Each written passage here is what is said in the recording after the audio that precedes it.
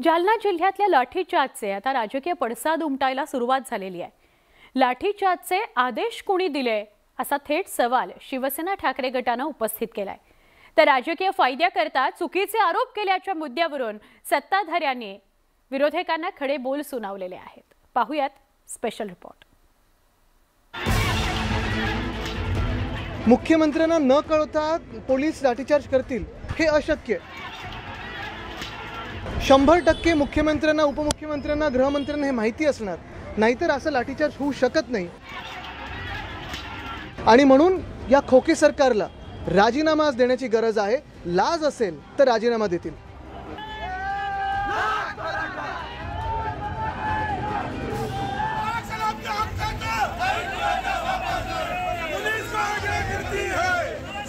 शिवसेना ठाकरे गटाचे आमदार आदित्य ठाकरेंनी लाठीचार्जच्या मुद्द्यावरून थेट मुख्यमंत्री एकनाथ शिंदेंवर निशाणा साधलाय।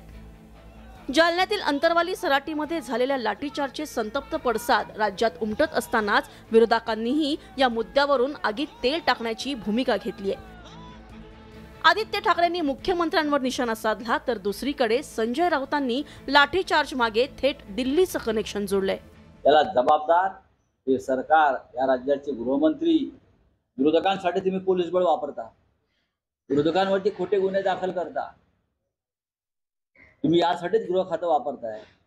मग सांगा आम्हाला, तो अदृश्य कोण, अदृश्य हात कोणाचा होता, त्याने लाठी मारायचे आदेश दिले?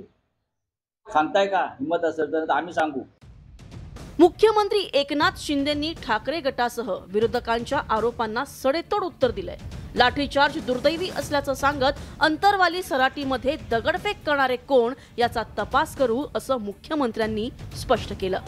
गरज पडल्यास न्यायालयीन चौकशी करण्याची भूमिका मुख्यमंत्र्यांनी घेतली आहे। महाविकास आघाडीचं सरकार असतानाच मराठा समाजाचं आरक्षण गेलं, याकडेही मुख्यमंत्री एकनाथ शिंदेंनी लक्ष वेधलं। ज्या लोकांनी मराठा समाजाचा गळा घोटला ते लोक तिथे गळा काढायला आले होते। मग अशोक चव्हाण असतील, नाहीतर माजी मुख्यमंत्री असतील, नाहीतर आणखी कोणी असतील। मराठा समाजाला आरक्षण मिळेपर्यंत स्वस्थ बसणार नाही असा शब्द मुख्यमंत्री एकनाथ शिंदेंनी दिलाय। तर दुसरीकडे अंतरवाली सराटीतल्या लाठीचार्ज आणि दगडफेकीचं सत्य तपासात समोर येईलच, मात्र तोपर्यंत राजकारण थांबण्याची शक्यता दिसत नाही, हेही तितकंच खरं। Bureau report, news 18 Lokmat. जालन्यामध्ये मराठा आंदोलकांवर पोलिसांनी केलेल्या लाठीचार्ज नंतर राज्यभर आंदोलन पेटलेलं आहे। यावरून राज्याच्या राजकारणातही पडसाद उमटत आहे।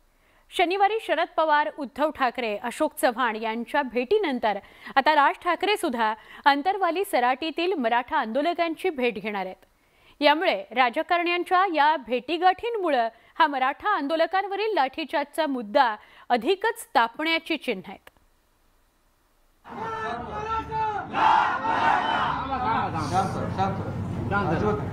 छत्रपती आले, तुम्हाला मदतीला रडायचं नाही। माझ्या आई बापापेक्षा जास्त दोन्ही राजांना तुम्ही जर म्हणले आता होत आणि आता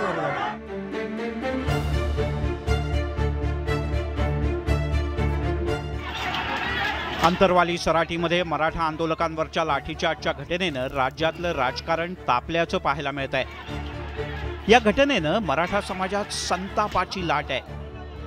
त्यामुळे राज्यातल्या विरोधकांनी अंतरवाली सराटीमध्ये हजेरी लावली आणि आंदोलकांच्या भेटीगाठी सुरू केल्या। शनिवारी राष्ट्रवादी काँग्रेसचे अध्यक्ष शरद पवार, त्यापाठोपाठ माजी मुख्यमंत्री उद्धव ठाकरे, अशोक चव्हाण, संभाजीराजे छत्रपती, उदयनराजे भोसले यांनी उपोषणकर्ते मनोज जरांगे पाटील यांची भेट घेतली।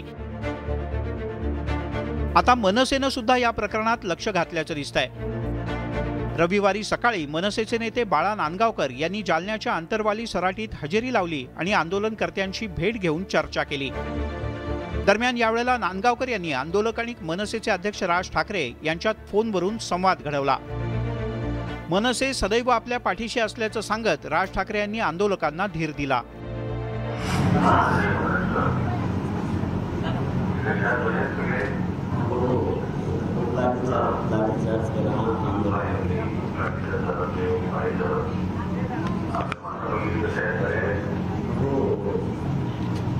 पूर्व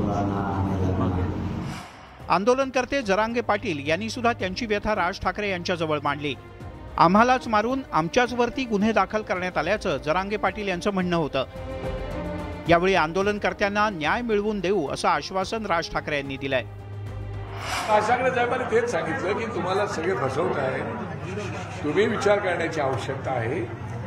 हे आरक्षण मिळेल न मिळेल मला माहिती नाही, कारण शेवटी देणारे पण तयार आहेत, विरोधक पण तयार आहेत आणि राज्यकर्ते पण तयार, पण अडचण कुठली आहे असं त्यांची भूमिका होती।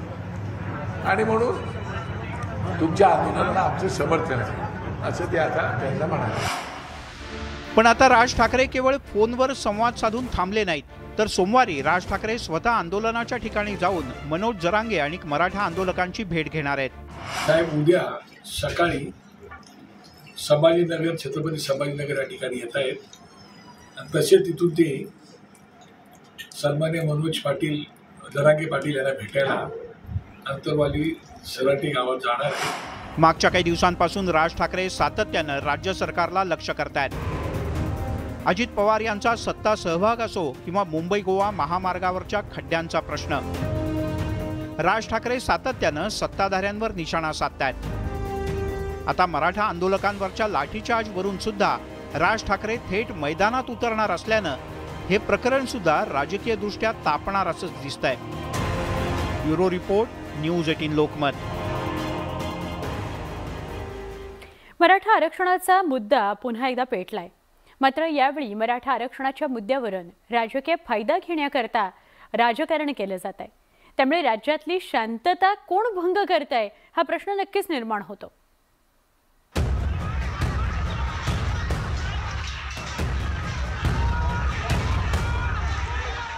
मराठा आरक्षणाच्या आंदोलनात पहिल्यांदाच पोलिसांवर दगडफेक झाली। मंडपाच्या बाहेरून पोलिसांवर दगड भिरकावण्यात आले। त्यामुळे मराठा आरक्षणाच्या आडून राजकारण केलं जात आहे का असा प्रश्न उपस्थित झालाय।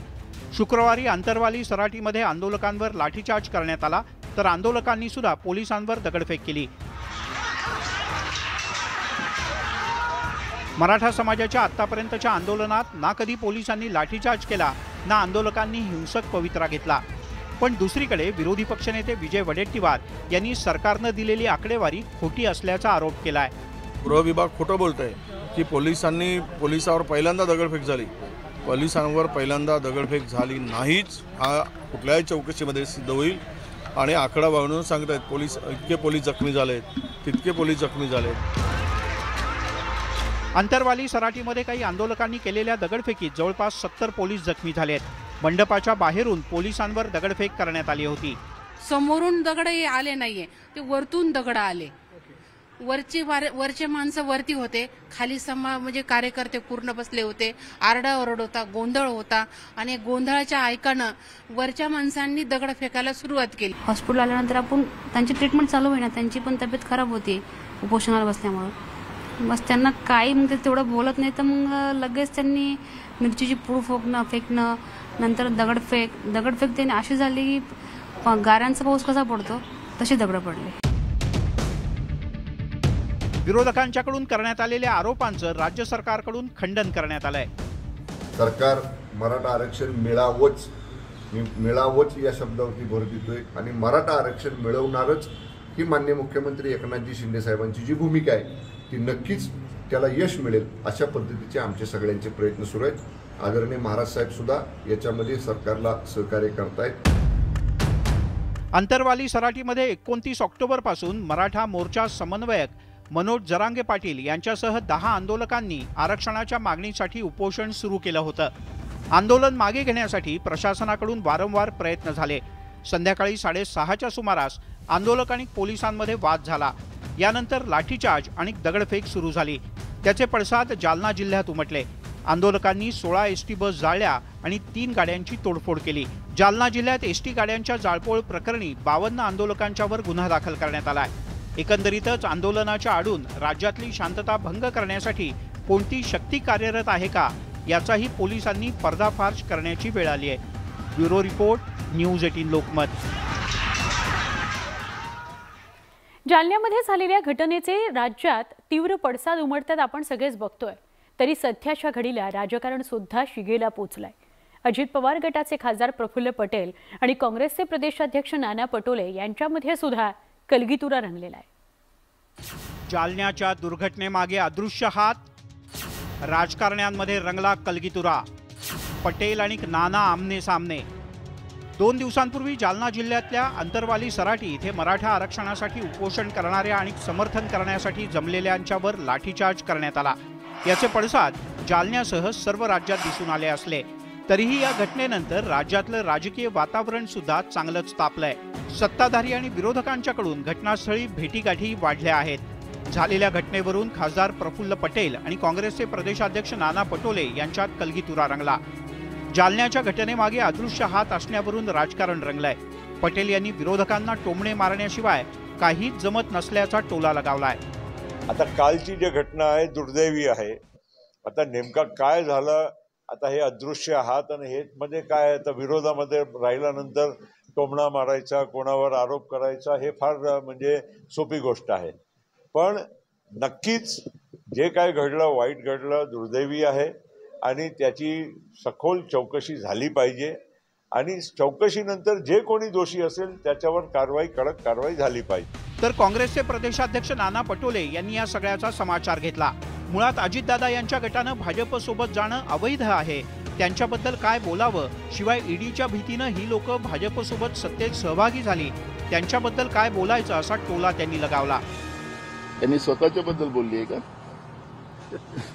त्यांचे जे आता अनैतिक जे संबंध जोडलेले आहे सरकारमध्ये, की ईडीमुळे जोडलेले आहे, ईडी आणि अनैतिकता हे सारख्याच आहे। केंद्राचे नरेंद्र मोदी सरकार केंद्रीय तपास यंत्रणेचा दुरुपयोग करत आहे हे तर सगळ्या देशाच्या लहानशा शेवटच्या माणसाला कळलेलं आहे आणि ईडीमुळे हे तिकडे गेलेले आहेत हे शरद पवारांनी सांगितलं, मी नाही म्हणत। त्यांनी शरद पवारांनी यांचंही नाव घेतलेलं आहे। जालन्यात झालेली घटना ही आपल्या राज्याला गालबोट लावणारी असून त्यावरून सत्ताधारी तसंच विरोधकांनी राजकारण न करता मराठा समाजाला न्याय मिळवून द्यावा ही सर्वसामान्यांची अपेक्षा आहे। Bureau report, news 18 Lokmat. Maratha आंदोलन हिंसक झालेलं आपण बघतोय। अर्थातच प्रश्न पडतो की हे हिंसक आंदोलन का झालं। मराठा आरक्षणाकरता शांततेत मोर्चे काढून एक नवा पायंडा पाडणाऱ्या मराठा आंदोलकांचा संयम आता का सुटतोय अशी चर्चा नक्की सुरू झाली आहे। अंतरवाली सराटी गावातील मराठा आंदोलकांवरील लाठीचार्ज प्रकरणानं महाराष्ट्रातलं वातावरण तापवलंय। पण शांततेत 58 मोर्चे काढणारे मराठा आंदोलक आत्ताच का आक्रमक झाले असा सवाल उपस्थित होतोय। 58 मोर्चांनी आदर्श निर्माण केला, मग जालन्याचं आंदोलन का चिघळलं?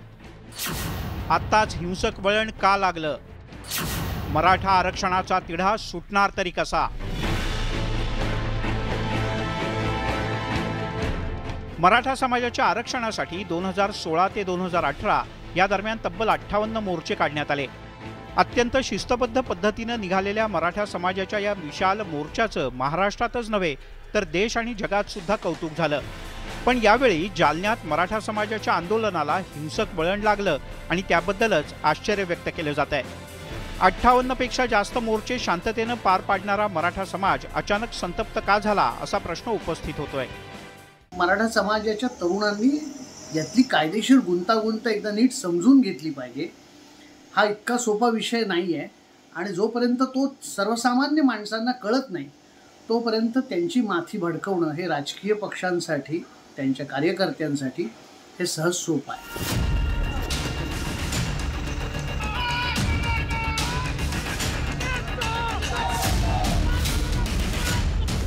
खरं तर मराठा समाजाच्या आरक्षणाला सर्वोच्च न्यायालयाकडून ब्रेक लागलाय। आरक्षण फेटाळलं गेल्याला जवळपास 1 वर्षाचा काळ लोटला, पण मागच्या वर्षभरात शांत असलेल्या मराठा समाजाचा आता संयम सुटल्याचं पाहायला मिळत आहे। जे लोक आपल्या न्याय हक्कासाठी, त्यांना जे वाटते की आमच्यावर अन्याय होतो, ते न्याय हक्कासाठी लढायला बसलेले लोक होते आणि ती लोक अशा प्रकारच्या पोलिसांवरती हल्ला करतील असं मला तरी जाणवलं नाही। जालन्यातील अंतरवाली सराटी गावातील लाठीचार्ज आणि दगडफेकीचं सध्या मोठं राजकारण सुरू झालंय। पोलिसांच्या लाठीचार्जच्या निषेधार्थ राज्यभरात मराठा संघटना आक्रमक झाली आहेत। त्यामुळे आता हा आक्रोश सरकार कसा शांत करतं, मराठा समाजाच्या मागण्यांवर सरकार काय तोडगा काढतं याकडे राज्यासह देशाचं लक्ष लागलंय। Bureau report, news 18 Lokmat. Jalna जिल्ह्यात पोलिसांनी केलेल्या लाठीचार्जचे राज्यभरात पडसाद उमटले। मराठा समाजाने ठिकठिकाणी रस्त्यावर उतरून निषेध केला, पण शांततेत आंदोलन केलं जातंय, त्यामुळे तणावाचं वातावरण आता निवळू लागलंय।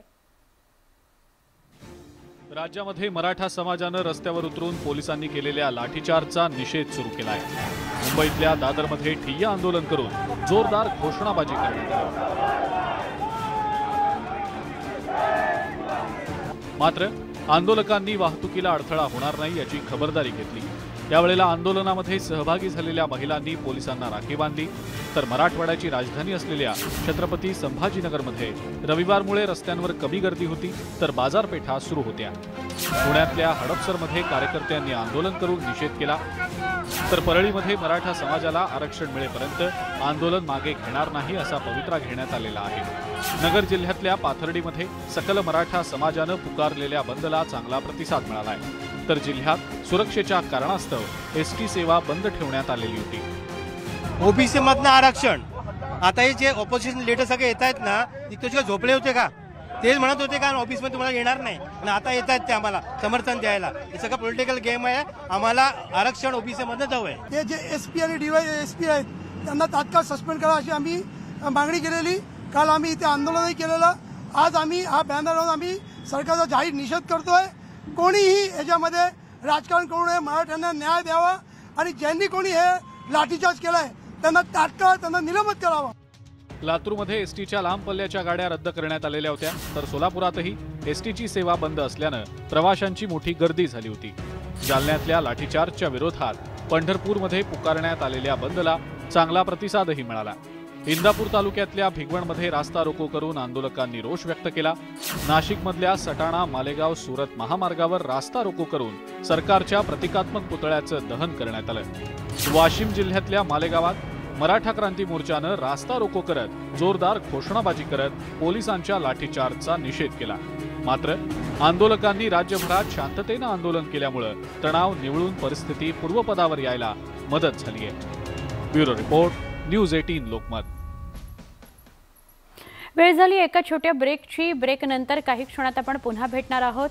मराठा आंदोलकांवरील लाठीचार्ज प्रकरणात विरोधकांकडून सरकारला लक्ष केलं जात आहे। दुसरीकडे सरकारही मराठा आरक्षणा प्रकरणात ॲक्शन मोडवर आल्याचं बघायला मिळत आहे। या संदर्भातला स्पेशल रिपोर्ट थोड्याच वेळात। मराठा आक्रमक, सरकार अलर्ट।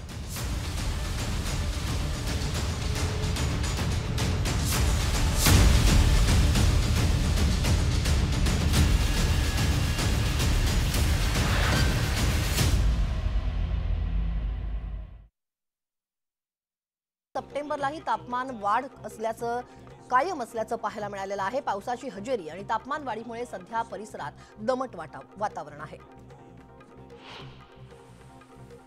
भुसावळमध्ये खरीपाच्या हंगामात पिकांच्या पोषणासाठी ऑगस्टमधील पाऊस महत्त्वाचा असतो, मात्र यंदा ऑगस्टमध्ये भुसावळ विभागातील 5ही तालुक्यात सरासरीच्या तुलनेत केवळ 27.62% पाऊस झालेला आहे, तर तब्बल 72.38% पावसाची तूट निर्माण झाली आहे। त्यामुळे उत्पादनात निम्म्यापेक्षा जास्त घट होण्याची शक्यता आहे।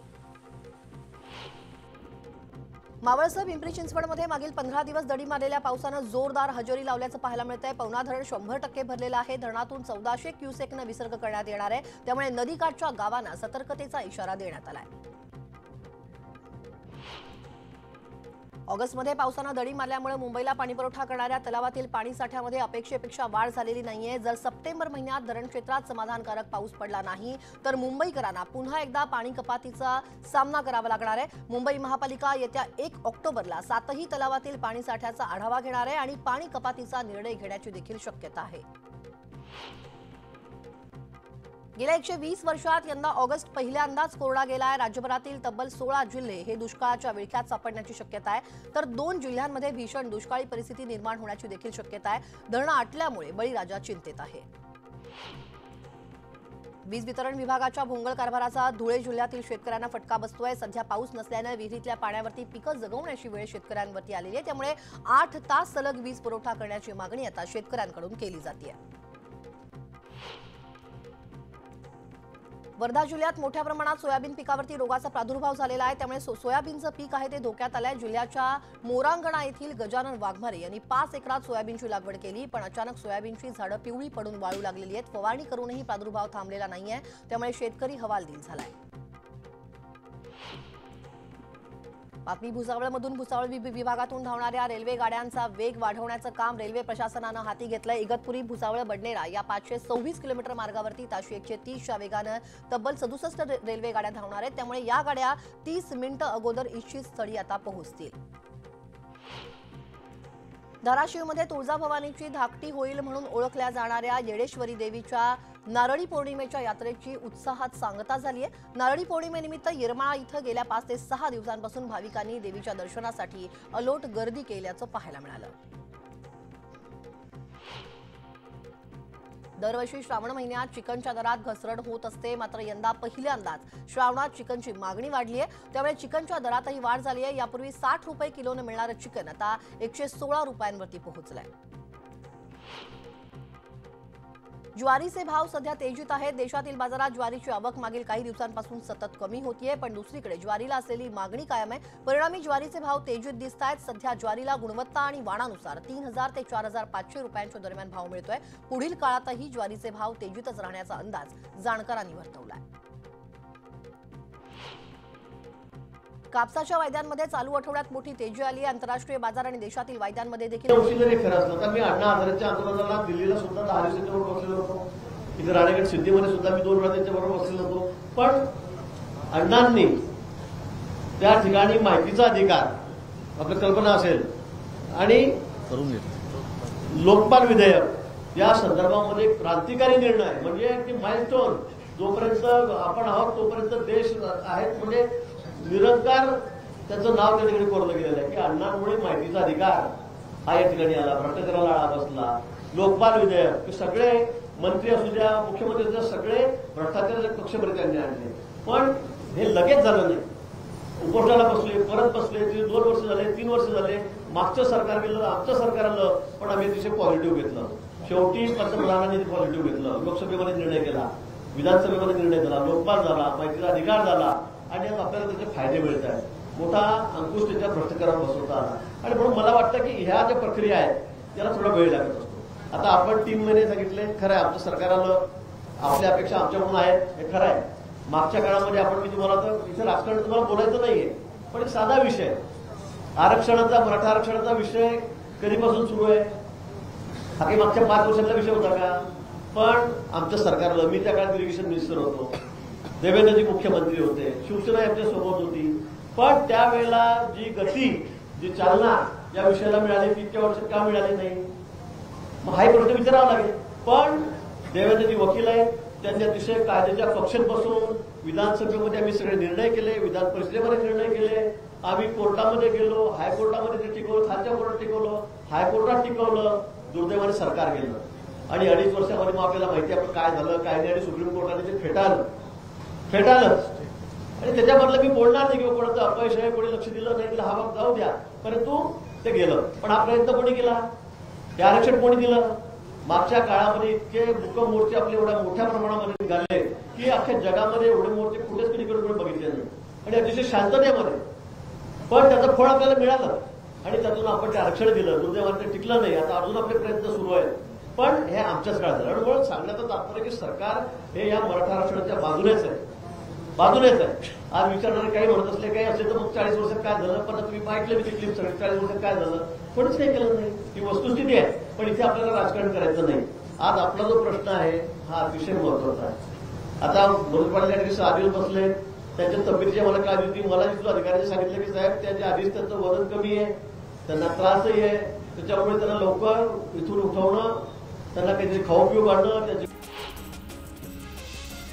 महाराष्ट्र नवनिर्माण दुर्दैवाने पोलिसांनी थोडंसं मिसकम्युनिकेशन केलं, सांगितलं की ते होत आहे, तुम्ही येऊ नका, तसं आम्ही सकाळी या ठिकाणी येणार आहोत। पण तो विषय झालेला आहे, पण ते झालेली घटना ती अतिशय दुर्दैवी आहे।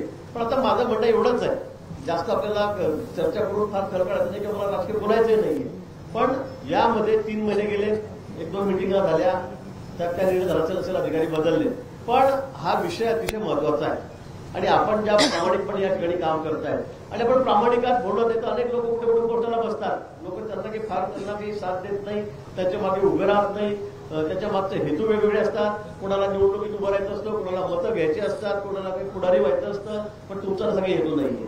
तुम्ही अनेक दिवसापासून या आरक्षणासाठी लढतात आणि म्हणून मला असं वाटतं 3 महिन्याचा वेळ तुम्हाला दिला, काही त्यात फरक पडला असेल आणि एवढा मोठा विषय करताना एवढा थोडा वेळ आपल्याला द्यावा लागेल मला असं वाटतं.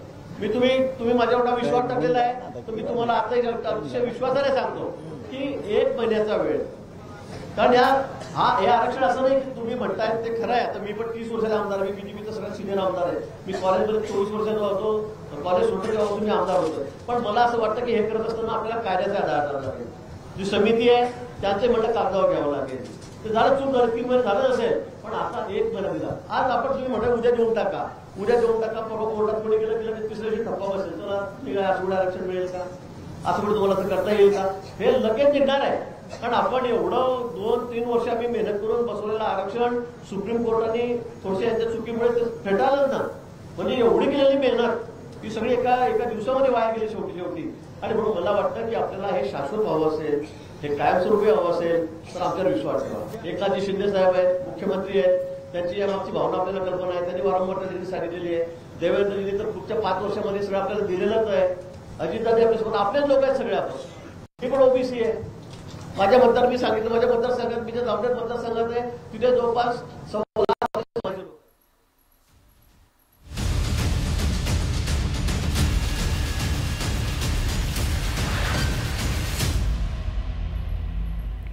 न्यूज 18 लोकमत विशेष मध्ये पुन्हा एकदा स्वागत. सुरुवात करूया महत्त्वाच्या बातम्यांनी. महत्त्वाच्या बातम्या. प्रायोजक अमृत नोनी पेन रिलीफ स्प्रे. ग्रामविकास मंत्री गिरीश महाजन आणि नितेश राणे मनोज जरांगे पाटील यांच्या भेटीला आंदोलन मागे घेण्याकरता पाटलांची समजूत काढण्याचा प्रयत्न 1 महिन्यात द्या, प्रश्न निकाली करतायत आश्वस्त.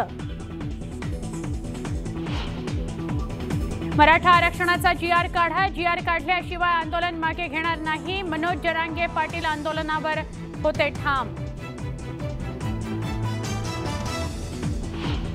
मराठा आरक्षणाचा प्रश्न संवेदनशीलपणे सोडवायला हवा, मी मराठा आंदोलकांच्या पाठीशी. भाजप नेत्या पंकजा मुंडेंची आंदोलनासंदर्भात प्रतिक्रिया. जालन्यातील 33 मराठा आंदोलकांना न्यायालयीन कोठडी, जवळपास 270 आंदोलकांवर गुन्हे दाखल. जालन्यात झालेल्या घटनेमुळे दुःख झालं, ही दगडफेक कुणी केली हे पाहावं लागेल, तर आरक्षण देईपर्यंत स्वस्थ बसणार नाही, बुलडाण्यात मुख्यमंत्री एकनाथ शिंदेंची ग्वाही. जालन्याचे पोलीस अधीक्षक तुषार दोशींना सक्तीच्या रजेवर पाठवले, तर लाठीचार्ज प्रकरणी अप्पर पोलीस महासंचालकांकडून चौकशी, मुख्यमंत्री एकनाथ शिंदेंची माहिती. उपमुख्यमंत्री देवेंद्र फडणवीसांचा आंदोलक मनोज जरांगे पाटलांना फोन, जे दोषी असतील त्यांच्यावर कारवाई करण्यात येईल, फडणवीसांचं जरांगे पाटलांना आश्वासन. शैलेश बलकवडे जालन्याचे नवे पोलीस अधीक्षक, शैलेश बलकवडेंनी स्वीकारला पदभार, तुषार दोशींना सक्तीच्या रजेवर पाठवल्यानंतर शैलेश बलकवडेंची नियुक्ती. जालन्यात उद्यापासून जमावबंदी, 17 तारखेपर्यंत जमावबंदीचे आदेश लागू. आणि जालन्यातील घटनेचे दुसऱ्या दिवशीही राज्यभरात पडसाद, राज्यभरात ठिकठिकाणी मराठा आंदोलक आक्रमक.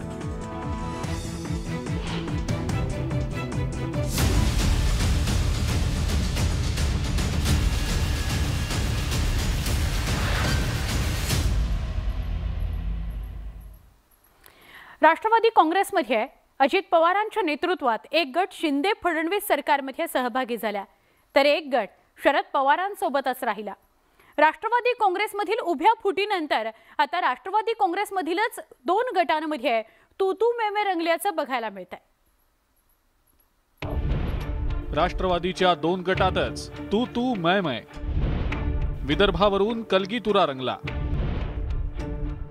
2 जुलै 2023ला राष्ट्रवादीमध्ये उभी फूट पडली आणि विकासाच्या नावाखाली अजित पवारांच्या नेतृत्वात एक गट शिंदे फडणवीस सरकारच्या डबल इंजिनला जाऊन मिळाला आणि डबल इंजिन सरकारला दादांच्या रूपात तिसरं इंजिन मिळालं। त्यानंतर शरद पवारांचा गट विरुद्ध अजित पवारांचा गट यांच्यात कलगीतुरा रंगताना दिसतोय। अजित पवार गटाचे आणि राज्यसभेतले विदर्भातले खासदार प्रफुल्ल पटेल यांनी नाव न घेता शरद पवार आणि माजी गृहमंत्री अनिल देशमुख यांच्यावर निशाणा साधलाय। राष्ट्रवादी काँग्रेस विदर्भात पाहिजे तितकं लक्ष देण्यात येत नव्हतं, ही शोकांतिका आहे।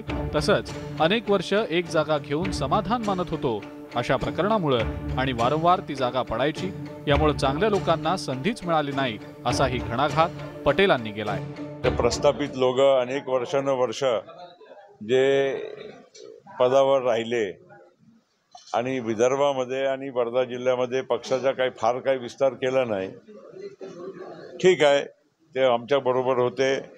आज नवीन लोक जुळत आहे आणि नवीन लोक जुळल्याशिवाय पक्षाचा व्याप आणि विस्तार होणार नाही। राष्ट्रवादी काँग्रेस पक्ष आजपर्यंत विदर्भामध्ये जेवढा पाहिजे तेवढा लक्ष देत नव्हता। तर प्रफुल्ल पटेल यांना थेट शिंगावर घेत युवा आमदार रोहित पवारांनी शाल जोडीतले लगावले। शरद पवारांनी प्रफुल्ल पटेलांवर विश्वास ठेवून मोठी चूक केली, कारण जेव्हा आपली सत्ता आली होती तेव्हा केंद्रात प्रफुल्ल पटेल यांनाच मंत्रिपद दिलं, शिवाय पटेलांना पराभूत झाल्यानंतर सुद्धा राज्यसभेवर पाठवलं। त्यामुळे भविष्यात प्रफुल्लभाईंनी एखादं पुस्तक लिहिल्यास त्या पुस्तकात त्यांनी शरद पवारांनी विश्वास टाकल्यामुळे पार्टीचा फायदा किती झाला आणि नुकसान किती झालं यावरही अवश्य लिहावं असा टोलाही लगावलाय। आता पवार साहेबांनी प्रफुल्ल पटेलांवर विश्वास टाकूनच जर चूक झाली ना, आणि ज्या व्यक्तीवर विश्वास ठेवला, ज्या व्यक्तीला ताकद दिली गेली होती की विदर्भामध्ये आपला विचार हा वाढावा, त्यांच्याच त्या भागामध्ये आपल्याला यश आलं नाही। त्यामुळे अप्रत्यक्षपणे प्रफुल्ल पटेल साहेबच कुठेतरी सांगत आहेत की ते कमी पडलेले आहेत।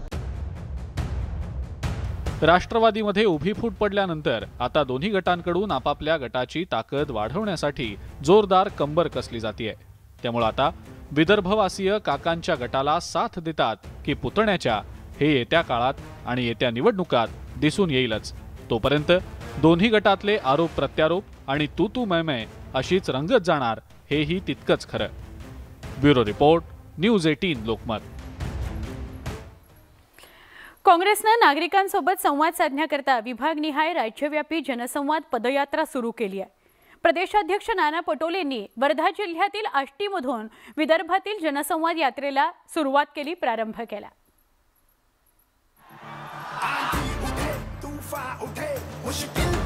आष्टीतील शहीद स्मारकाला अभिवादन करून नाना पटोलेंनी जनसंवाद यात्रेला प्रारंभ केला। एकेकाळी काँग्रेसचा बालेकिल्ला असलेल्या वर्धा जिल्ह्यात गेल्या अनेक दशकांपासून भाजपने दबदबा निर्माण केला। आता त्याच वर्ध्यात पुन्हा आपलं स्थान निर्माण करण्याकरता काँग्रेसनं शड्डू ठोकलाय। तळागाळातील सामान्य नागरिकाला पुन्हा काँग्रेसशी जोडण्याकरता ही पदयात्रा काढण्यात आली आहे।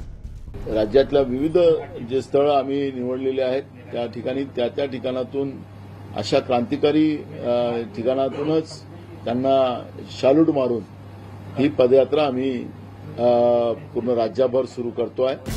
राहुल गांधी यांनी 4000 किलोमीटरचा प्रवास करून सामान्य नागरिकांना जोडण्याचं काम केलं। त्याचप्रमाणे महाराष्ट्र काँग्रेसनं पक्षाला बळकटी देण्याकरता पदयात्रेचं पाऊल उचललंय। हा कोणता घटक सुखी आहे, आनंदी आहे, काय मिळालं, या सगळ्याचं उत्तर या यात्रेच्या माध्यमातून आम्ही देऊ आणि निश्चितपणे ही यात्रा या काँग्रेसला बळकटी देणारी ठरेलच, पण त्यापेक्षाही ही यात्रा माणसाला माणसाशी जोडणारी ठरेल हा विश्वास आहे। जनसंवाद पदयात्रेला सामान्य नागरिकांनी चांगला प्रतिसाद दिला। या माध्यमातून काँग्रेसला सामान्यांची मतं जाणून घेता आली। एकंदरीतच पक्षाला पुन्हा बळकटी देण्याकरता काँग्रेसला जनसंवाद यात्रा कितपत फायद्याची ठरेल हे आगामी काळात स्पष्ट होईल। वर्ध्याहून नरेंद्र मतेसह bureau report, news 18 Lokmat. Maratha आंदोलकांवरील लाठीचार्ज प्रकरणात विरोधकांकडून सरकारला लक्ष केलं जात आहे। दुसरीकडे सरकारही मराठा आरक्षण प्रकरणामध्ये ऍक्शन मोडवर असल्याचं बघायला मिळत आहे। मराठा समाजाला भक्कम टिकणारं आरक्षण देईपर्यंत सरकार स्वस्थ बसणार नाही आणि मी स्वस्थ बसणार नाही। बुलडाण्यामध्ये मुख्यमंत्री एकनाथ शिंदेंनी दिलेलं हे आश्वासन। जालन्याच्या अंतरवाली सराटीमध्ये मराठा आंदोलकांवर पोलिसांनी लाठीचार्ज केल्यावर मराठा समाजातून रोष व्यक्त केला जातोय। विरोधकांकडून या मराठा बांधवांच्या संतापाला खतपाणी घातलं जात असतानाच आता सरकारनंही मराठा आरक्षणाप्रश्नी तोडगा काढण्याच्या हालचाली सुरू केल्यात। सरकारमधील 2 मंत्र्यांनी मराठा नेते आणि आंदोलकांच्या भेटीगाठी घेऊन त्यांचा रोष कमी करण्याचा प्रयत्न केला। शनिवारी उदयनराजेंनी जालन्यात जाऊन मनोज जरांगे आणि आंदोलकांची भेट घेतलेली। यावेळी त्यांनी पोलिसांच्या लाठीचार्जवर नाराजी व्यक्त केलेली। त्यानंतर रविवारी राज्याचे उत्पादन शुल्क मंत्री शंभूराज देसाईंनी उदयनराजेंची भेट घेत त्यांना मराठा आरक्षण प्रश्नी सुरू असलेल्या कायदेशीर बाबींची माहिती दिली। आताच माननीय मुख्यमंत्री महोदय सुद्धा खासदार महाराज साहेबांच्या बरोबर फोनवर बोलली।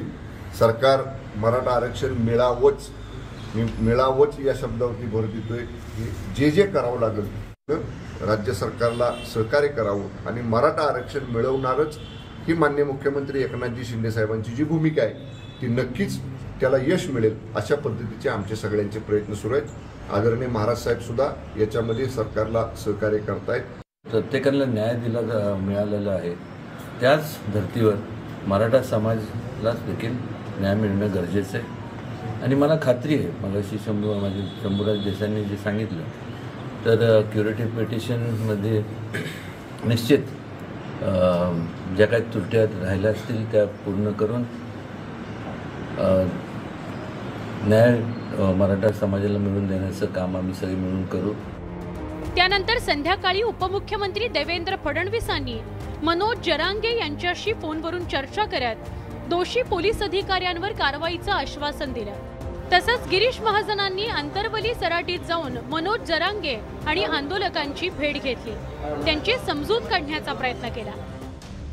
एकंदरीतच शुक्रवारी मराठा आंदोलकांवर पोलिसांकडून झालेला लाठीचार्ज आणि त्यानंतर या प्रकरणी राज्यभरात सुरू झालेलं आंदोलन सत्र यामुळे पुन्हा एकदा मराठा आरक्षणाचा मुद्दा तापल्याचं बघायला मिळतंय। त्यात आता सरकारनंही या प्रकरणी वेगवान पावलं उचलत मराठा आंदोलन आणि नेत्यांच्या भेटीगाठी सुरू केल्यात। अधिकाऱ्यांवर कारवाई, लाठीचार्जची चौकशी सुरू झाल्यानं आता या प्रकरणात पुढे काय काय घडतं याकडे संपूर्ण राज्याचं लक्ष आहे। Bureau report, news 18 Lokmat. एकीकडे मराठा आरक्षणाचा प्रश्न सुप्रीम कोर्टात प्रलंबित आहे। मराठा समाजाचे कार्यकर्ते शांततेच्या मार्गाने लढाई लढत आहेत, तर दुसरीकडे राजकारण्यांमध्ये सुद्धा आरक्षणावरून राजकारण चांगलंच रंगलंय। भाजपा प्रदेशाध्यक्ष चंद्रशेखर बावनकुळेंनी थेट शरद पवारांवरच निशाणा साधलेला बघायला मिळाला। मराठा आरक्षणावरून जुंपली, पवारांना बोलण्याचा अधिकार आहे का? बावनकुळेंचा गंभीर आरोप, रोहित पवारांचं प्रत्युत्तर। सध्याला राज्यात मराठा आरक्षणावरून वातावरण चांगलंच पेटलंय। नुकत्याच मराठा आंदोलकांवर जालन्यात झालेल्या पोलिसांच्या लाठीचार्ज नंतर सत्ताधारी आणि विरोधक आमने-सामने आले। शरद पवार गेली 40 वर्ष सत्तेत राहिले, पण कधीही मराठा समाजाला आरक्षण सवलती मिळायला हव्यात यासाठी त्यांनी ठोस अशी भूमिका घेतली नाही। उलट देवेंद्र फडणवीसांनी मराठा आरक्षणाकरता सातत्यपूर्ण प्रयत्न करून त्यांच्या मुख्यमंत्री पदाच्या कार्यकाळात पुढाकार घेतला। मात्र भवियाच्या काळात उद्धव ठाकरे सरकारला ते न्यायालयात टिकवता आलं नाही। मग आता शरद पवारांना बोलण्याचा अधिकार तरी आहे का? अशा शब्दात भाजप प्रदेशाध्यक्ष आमदार चंद्रशेखर बावनकुळे यांनी शरद पवारांवर निशाणा साधला। शिवाय मराठा समाजाला आरक्षण मिळण्याचीच भाजपची भूमिका असल्याचं बावनकुळेंनी स्पष्ट केलं। पवार साहेबांची इतकी त्या ठिकाणी अरेरावी होती, इतकी मुजोरी, इतकं मोठं हत्याकांड झाल्यावरही शेकडो लोक जखमी झाले, शेकडो शहीद गेले, पण शेकडो जखमी झाले, हॉस्पिटलाइज होते। शरद पवार साहेब मुख्यमंत्री असताना भेटायला सुद्धा गेले नाही नागपुरात। त्यामुळं मला असं वाटतं की त्यांना बोलायचा अधिकार आहे का हा?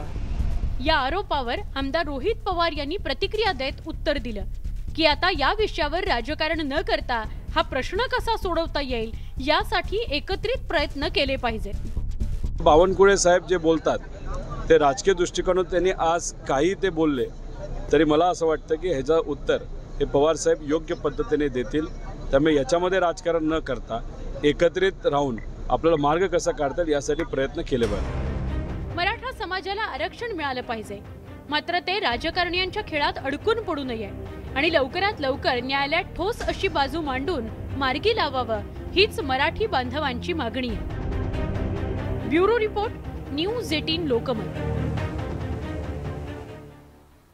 या आणि अशा काही स्पेशल रिपोर्ट्सवर आपली नजर असणार आहे. एक छोटासा ब्रेक घेऊया, लगेच भेटूया. तुम्ही पाहताय न्यूज 18 लोकमत विशेष.